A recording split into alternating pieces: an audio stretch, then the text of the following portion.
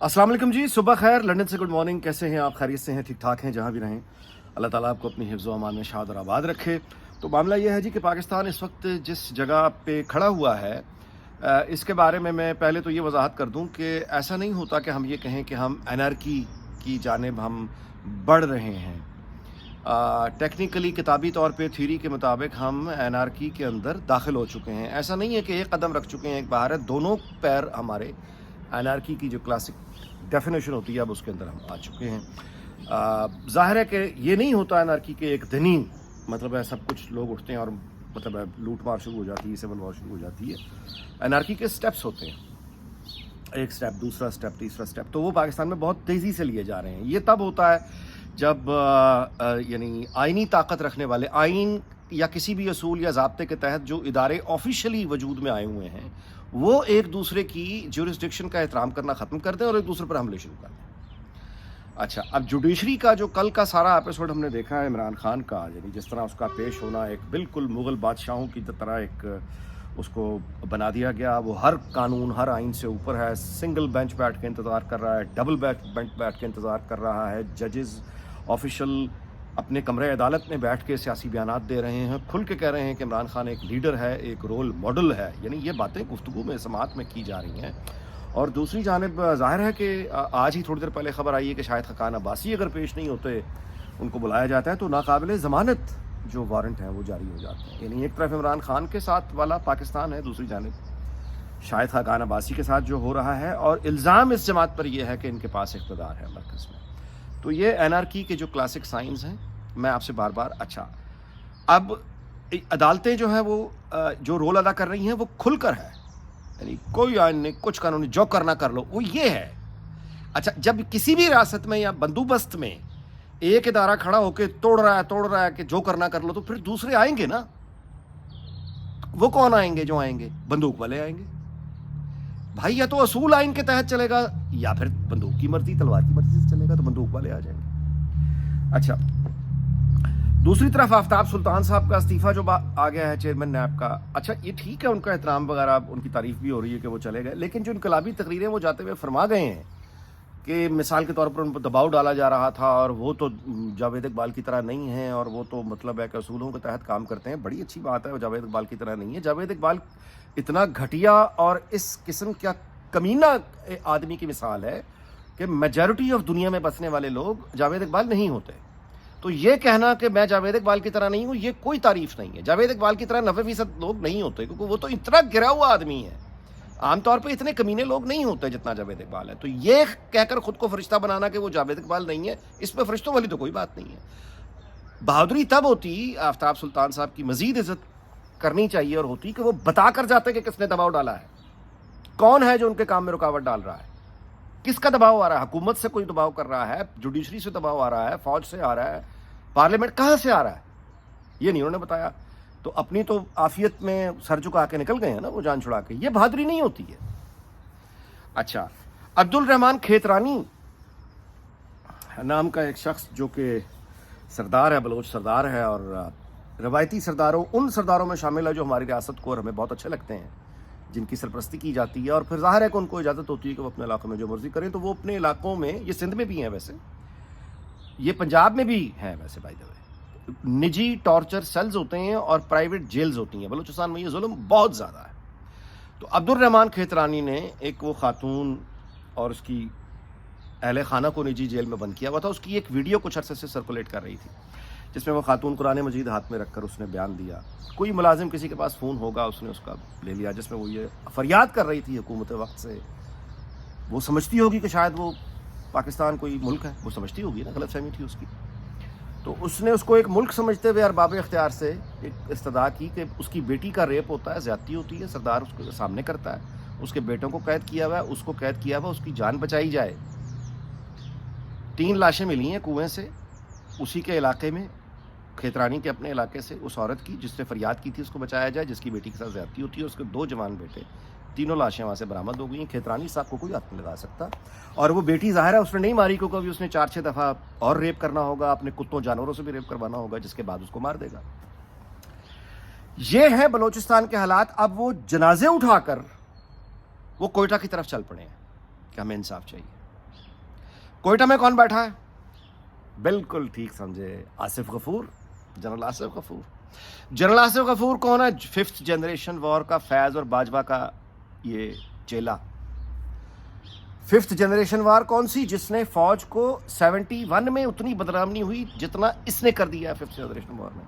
तो वो आदमी जिसने डिजास्टर है साबित हुआ, वो अपनी पोस्टिंग जहां भी रहा उसने बर्बाद कर दिया। ISPR में रहा उसको तबाह कर दिया, मतलब है कि 5th जनरेशन वार का बीड़ा उठाया उसको तबाह कर दिया। ये वो आदमी है जो होश में या बेहोशी में ट्विटर पीस फॉर चेंज के नाम से लिखता था ऊट पटांग बातें, जिस पर यह पकड़ा जाता था और इसका मजाक उड़ता था और उसके साथ फौज का मजाक उड़ता था। वो आदमी इनकॉम्पिटेंट, मोस्ट इनकॉम्पिटेंट, जिसको जनरल बाजवा जाते हुए नवाज गया था इसलिए कि ये चेला था उसका, खा चल तू भी पैसा बना ले। ज़ाहिर है आसिम बाजवा से अब मुकाबले है ना भाई सबके, पिज़्ज़ा चेन्स। तो उस पर इल्ज़ाम सारे के सारे ये हैं कि वो सिर्फ और सिर्फ पैसा कमा रहा, कुछ भी करके। तो ये है उस शोहरत का हामिल। अच्छा, अब perceptions are always stronger than the reality. मुमकिन है कि आसिफ गफूर से कहीं ज़्यादा करप्ट लोग हर जगह पाए जाते हों, अदालतों में पाए जाते हों, कस्टम में पाए जाते हों, पुलिस में पाए जाते हों, मुमकिन है। लेकिन परसेप्शन, उतनी बदनामी का बोझ नहीं उन्होंने उठाया हुआ जो आसिफ गफूर के कंधों पर है। उसको हमने अपॉइंट किया हुआ इस सेंसिटिव बलूचिस्तान में, और ये है वो बंदा जिसने अब तय करना है ये जो जनाजे कोयटा की तरफ जाके। आप मेरी बात समझ रहे हैं? अच्छा, 2008 में दहशतगर्दी और होते हुए अटैक्स और मतलब है कि वो जो हालात थे वो एक दफ़ा ज़ाहिर है फिर हमारे सामने आ रहे हैं, लेकिन 2008 में और अब में बड़ा फ़र्क है, वो मैं आपसे गुजारिश कर देता हूँ। ये ठीक है कि मुशर्रफ के दौर में फ़ौज पर बड़ी तनकीद होना शुरू हो गई थी, ये ठीक है, लेकिन सर इस दफ़ा जो मामलात हैं फ़ौज की अनपॉपुलैरिटी के, ये माजी में कभी नहीं हुआ। अच्छा, अब मिसाल के तौर पे मैं आपसे, और अदलिया जिस कदर बेवकार आज है, इतनी बेवकार इस तरह से गली कूचों में कभी नहीं हुई। मीडिया जितना बेवकूत आज है, इतना बेवकूत कभी नहीं हुआ। पार्लियामेंट और हुकूमत से जितनी नफरत है लोगों को इस वक्त, इतनी नफरत इससे पहले कभी नहीं हुई। अमेरिका का आपको मैं इतना याद दिला दूं कि 71 में जब ढाका फॉल हुआ है, उस वक्त भी जो अमेरिका में सदर थे, निक्सन एडमिनिस्ट्रेशन थी गालिबन, तो वो और वो जो वज़ीर ख़ारजा उस वक्त का जो यार बड़ा मशहूर, हेनरी किसिंजर। अच्छा, वो सकूत ढाका बेशक हो गया था, लेकिन जो वेस्ट मौजूदा पाकिस्तान है इसके साथ अमेरिकन एडमिनिस्ट्रेशन और वो मिलिट्री के साथ उनके कॉन्टैक्ट ठीक थे, वो नाकाबिल एतबार यहाँ तक नहीं था जो आज मामलात हैं। तो आपको याद होना चाहिए कि रिचर्ड निक्सन और हेनरी किसिंजर, अब तो रिकॉर्ड पर मौजूद है बातें, इंदिरा गांधी को उस एक गाली देकर बुलाया करते थे। मैं उसको नहीं दोहराता, बुरी बात है, काबिल एहतराम खातून थी, दुनिया से जा चुकी है। एक गाली देकर उसको निक्सन और हेनरी किसिंजर बुलाते थे। जो गाली GHQ पाकिस्तान में दी जाती थी वही गाली वो निकाला करते थे। तो उस वक्त ये ठीक था कि पाकिस्तान टूट गया था, लेकिन जो मौजूदा बचा हुआ पाकिस्तान है, यहाँ अभी वेस्ट के बड़े इंटरेस्ट थे हमारी, ये वाला मामला नहीं। तो जो आज है, आज इस वक्त एक और सबसे बड़ा फ़र्क ये है कि 71 और उसके बाद भी जो हालात हुए, इंडिया कभी भी इतना ताकतवर बाजी में नहीं रहा जितना वो आज है। इंडिया की कभी भी अमेरिका और यूरोप में उतनी वैल्यू और वेट नहीं था उसकी बात में जितना आज है। ठीक हो गया। तो एक तरफ से पाकिस्तान के एक एक इदारे को आप हाथ लगा के देखते चले जाएं, इतनी तबाहली पहले कभी नहीं थी जितनी आज है। इंडिया कभी इतना ताकतवर नहीं था जितना आज है। इकोनॉमी कभी इतने बुरे हाल में नहीं थी जितनी आज है। अब इसमें हमारे लिए निकलने का रास्ता फिर वही अमेरिका चीन दुश्मनी हीटअप हो, रशिया के हवाले से जो अमेरिकन कंसर्न्स हैं कि डॉलर में वो रूबल में अब ट्रेड हो गई है शुरू, सऊदी अरब इस बात को माइंड में वो भी रूबल पे ट्रेड कर रहे हैं। तो ये जो चीन और अमेरिका की बढ़ती हुई लड़ाई है हमारे लिए फिर वो एक यही है कि हम उसमें एक अपना सौदा लगा के बैठ जाएं बीच में कि अच्छा जी सानू मतलब है हुक्म करो। लेकिन मुसीबत ये है कि अमेरिका एतबार करने पर तैयार नहीं, उनको पता ही है चीन के खिलाफ उस तरह नहीं जा सकेंगे। चीन का भी रद्द-ए-अमल वो नहीं होगा जो सोवियत यूनियन का था। वो पुराना तो अफगानिस्तान में लड़ रहे थे, सोवियत यूनियन उसके पार था, तो वो तो निकल गए ना। तो चीन तो बॉर्डर है, और जो बॉर्डर चीन के साथ लगता है गिलगित बल्तिस्तान, वहां के लोगों से जाके पूछे वो किसके साथ रहना चाहते हैं, पूछो तो सही। تو یہ ہے وہ، یعنی میں آپ سے گزارش کروں کہ جنرل باجوہ، میں پہلے بھی آپ سے گزارش ایک دفعہ کی تھی کہ جنرل باجوہ کے ڈاکٹرائن نے اور یہ 5th جنریشن وار نے یہ جو ریاست کا جو شپ ہے نا، اس کو ٹائٹینک بنا کر اپنی ساری طاقت لگا کر اس کو کھینچ کر اس کو آئس برگ سے ہٹ کیا. وہ جو 2018 کے انتخابات تھے وہ ہٹ ہوا تھا پاکستان، باجوہ ڈاکٹرائن سے ہٹ ہوا تھا. تو جب وہ ٹائٹینک ہٹ ہوا تھا تو فوراً تو نہیں ڈوب گیا تھا نا میرے بھائی، کچھ دیر تو چلتا ہی رہا تھا، میوزک بھی بج رہا تھا، لوگ کھانا پینا بھی کر رہے تھے، ان کو اناؤنسمنٹس بھی ہو رہی تھیں کہ ڈونٹ وری سب ٹھیک ہے، کنٹرول میں ہے، کوئی مسئلہ نہیں. کچھ دیر تو جہاز چلتا رہا تھا، پھر گرنا شروع ہوا اور پانی اندر داخل ہونا شروع ہوا. اب وہ جو ایک ایک کر کے چیزیں ٹوٹتی ہیں پاکستان میں، وہ ٹوٹنا اب شروع ہو. یہ ہے.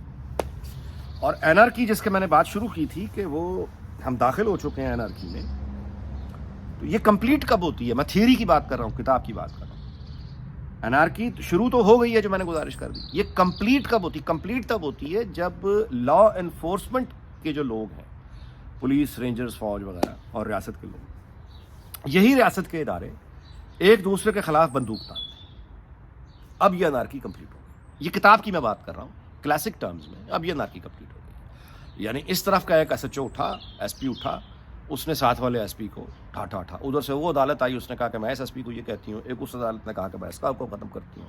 ادھر سے اب اگلی سٹیج وہ ہے. جب یہ ہوتی ہے تو ظاہر ہے پھر سول وار ہو جاتی ہے، لوگ نیچے سے نکلتے ہیں. اچھا، اب یہاں پہ جب یہ ساری طاقت کی لڑائیاں ہو رہی ہیں، کوئی کسی کو ایک بال برابر سپیس دینے پر تیار نہیں ہے. قتل و غارت گری تک معاملہ پہنچا کھڑا ہے، نیک to neck, I ball to آئی بال. یہ اس وقت حالات پاکستان میں ہوئے پڑے ہیں اداروں کے. تو جب یہ حالات ہوئے پڑے ہیں، اوپر سے کون آ رہا ہے؟ مغرب سے صدیوں پرانی تاریخ، طالبان. مغرب سے ہی لوگ آتے تھے نا حملہ کر کے، ان راستوں کو اجاڑ کے آخر کار دلی پہنچتے تھے اور تباہ کرتے تھے.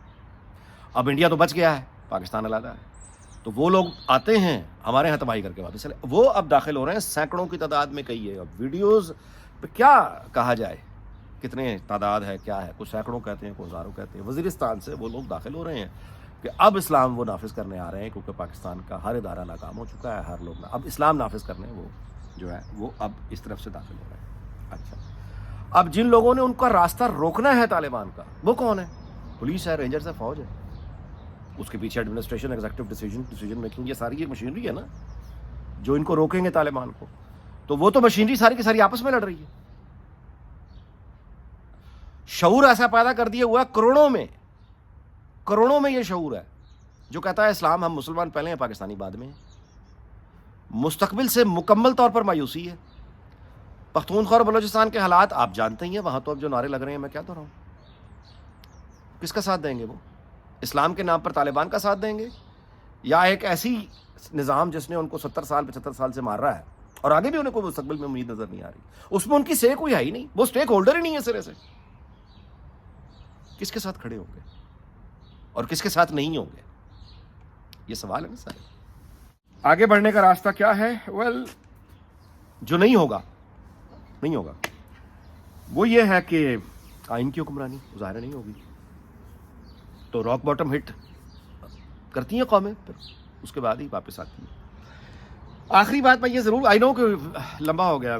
اچھا جی، وی لاگ نہیں ہے، عبد القیوم صدیقی نے، بڑا شکریہ اس کا، اس نے بڑا اچھا، جیسے اس کو مذاق میں کہتے ہیں جسٹس عبد القیوم صدیقی، اپنا یوٹیوب چینل چلاتے ہیں، کورٹ کی رپورٹنگ کرتے ہیں. بہت اچھا ان کا عدالتوں کے اوپر ان کا بڑا معتبر اور قابل اعتماد وی لاگ ہوتا ہے. وی لاگ میں پھر کہہ گیا ہوں، انہوں نے درستگی کل کی اپنے ٹویٹر اکاؤنٹ پہ کہ یہ ولاگ ہے، ولاگ وی لاگ نہیں ہے، ولاگ ہے. تو ولاگ کہتے ہوئے عجیب لگتا ہے ویسے ولاگ. تو ولاگ جو ہے نا جی، اس میں میں آپ سے گزارش ضرور کر دوں کہ کسی ادارے کا امیج بہت لازمی ہوتا ہے کہ سوسائٹی کے اوپر اعتبار قائم رہے. ہجوم بفرا وہ باہر نکل گیا، انتظامیہ کے حالات سے ہاتھ سے باہر بات نکل گئی، کیا ہوگا؟ آپ بکھرے ہوئے ہجوم کو گھر کیسے بھیجیں گے؟ آپ کہیں گے عدالتیں موجود ہیں، ہم عدالتوں میں جائیں گے، انصاف مل جائے گا. عدالتوں کا اگر اعتبار ہوگا، بکھرا ہوا ہجوم گھروں میں واپس چلا جائے گا. اس لیے ادارے ضروری ہوتے ہیں اسٹیبلٹی کے لیے، لانگ ٹرم اسٹیبلٹی اور قوموں کے لیے. اچھا، عدالتوں پر اعتماد نہیں ہے تو چلو پھر یہ ہے کہ بفرا ہوا ہجوم باہر نکل آیا، پولیس آ کے اندر کرے گی، پولیس کا اعتبار نہیں ہے. فوج آ کے اندر کرے گی، اس وقت فوج کا بھی اعتبار نہیں. تو بفرا ہوا ہجوم جس وقت اب باہر نکلے گا تو کون سا ادارہ وہ معتبر رہ گیا ہے، کون سا وہ اب मेरी तो समझ से बाहर है किसके कहने पे लोग वापस जाएंगे। और वो लोग जो अवामी ताकत हैं वो आज तक सियासत हो रही है। नवाज शरीफ को इजाज़त नहीं है कि वापस आए। कमाल है, कमाल। फिर भी हम दुआ यही करेंगे कि अल्लाह ताला मैं आपसे एक और बताऊँ, सॉरी मुझे बातें में याद बहुत आ रही हैं, ये नोट करना शुरू कर दें। हमारे बलूचिस्तान और पख्तूनख्वा के जो हमारे सहाफ़ी हैं, बड़े बड़े मोतबर और अच्छे जय्यद सहाफ़ी, उन्होंने कुछ दिनों से वो कराची जो CTD काउंटर टेररिज्म पर अटैक हुआ था उनको दहशतगर्द लिखना बंद कर दिया। दहशतगर्द नहीं लिख रहे, फिदाइन लिख रहे हैं। उनको भी जिंदा रहना है। उनको पता है कि दहशतगर्द लिखा तो वो मार, तो पैरेलल गवर्नमेंट आ चुकी है। फिर भी दुआ करते हैं कि अल्लाह ताला पाकिस्तान उसके हमसायों दुनिया भर को शाद और आबाद रखे। अगले व्लॉग में आपसे मुलाकात होगी। अल्लाह हाफिज़।